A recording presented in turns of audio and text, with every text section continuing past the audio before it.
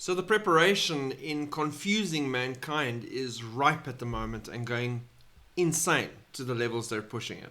So these are just two examples. The one article says mysterious Mars structures prove there was life on the red planet. The surface of Mars may look like a red wasteland, but if you look closer, the remnants of an ancient alien civilization take shape.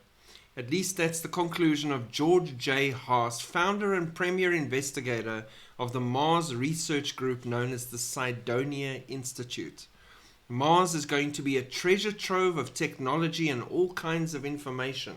He says when Elon Musk and his people get there, we're going to discover this advanced, amazing remnant of civilization that was before us. And so you bring the whole truth of the Word of God into dispute and question, because there's obviously this greater civilization that's been and ended, and its remnants are lying there. Now, the Cydonia complex, the face on Mars, all those things, they are definitely very convincing. And who knows, maybe the Nephilim built some of these things.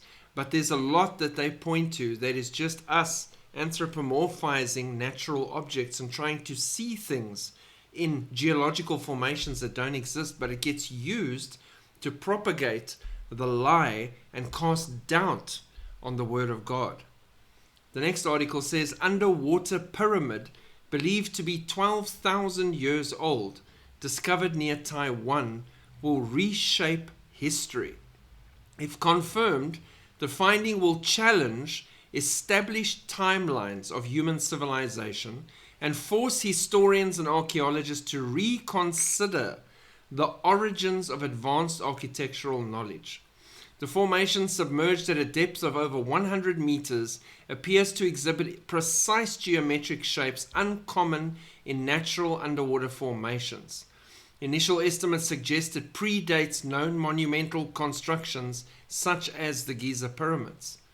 Tests of stone show it's over 10,000 years old, meaning if a civilization built this pyramid by hand, it would have taken place before the region sank underwater more than 12,000 years ago.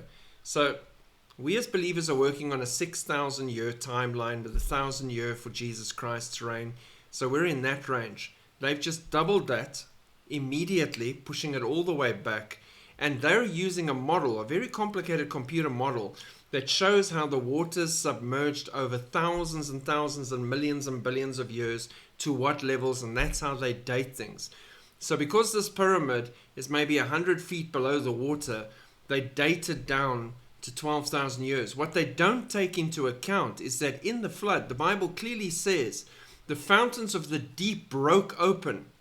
There was geological upheaval, which means mountains would have been created in this movement, things would have sunk down. You can't use that model to date something, because that pyramid could have been from the times of Noah and could have dropped down with all this upheaval to where it is now.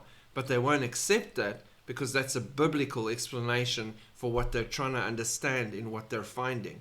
And yes, there are all sorts of arguments around that, but their actual aim here, with their aliens and their rethinking the entire timeline of mankind and origins and everything, is trying to cast so much doubt over the Word of God and the truth that people won't even consider it, because they'll think it'll be mad to be considering this. It doesn't make any sense. It's too simple.